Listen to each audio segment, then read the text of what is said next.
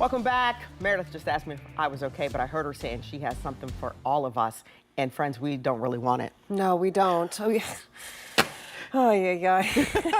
Sorry to set you up, but I was like, oh, no. I know. I always hate when we get these updates in, but now the entire everyone in Central Ohio is under a flood watch. So it's not just Columbus, it's not just Chillicothe, now it's Zanesville, it's Coshocton, it's Delaware, it's Mount Vernon, everyone, and you can see there on your screen.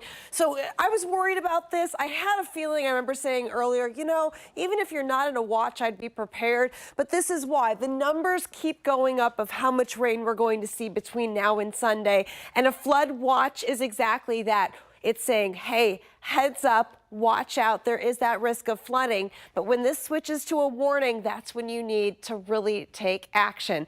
So just get ready for this. This is everywhere across Central Ohio, and this is all part of our big weather story, which are our weather impact alert days. Now it starts Wednesday at 11 p.m., goes all the way overnight into Thursday, and it's going to continue all day on Thursday. This is going to be for strong storms, the flooding, as I mentioned. So have those ways to get warnings, because here's the problem with these overnight storms. That first round, you're going to be sleeping. If there is a tornado warning that's issued, if there is a severe thunderstorm warning for damaging winds, you want to make sure you have your phone set with alerts and fully charged. Even flash flood warnings or flash flood emergencies, you want to make sure that if they happen, you can get those alerts.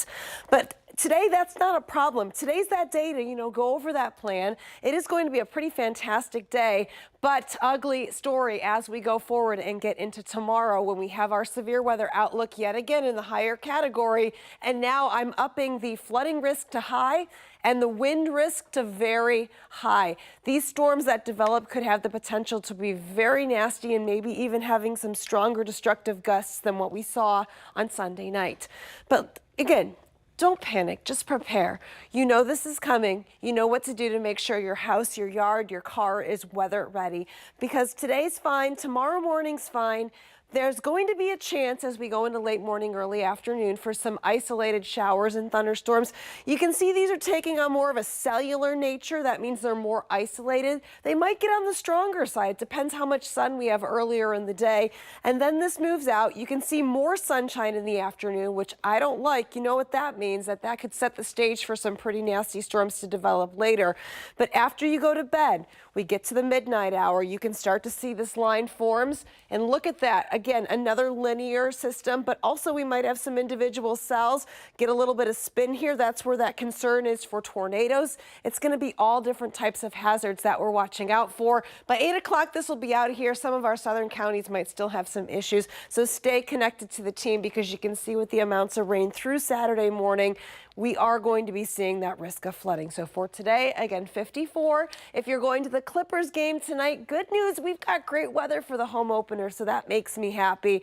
But tonight is going to be on the quieter side before the main event. And again, I want to stress that this begins late on Wednesday, goes overnight, and into another round of severe weather risks on Thursday. So stay connected and stay safe. Tracy? All right.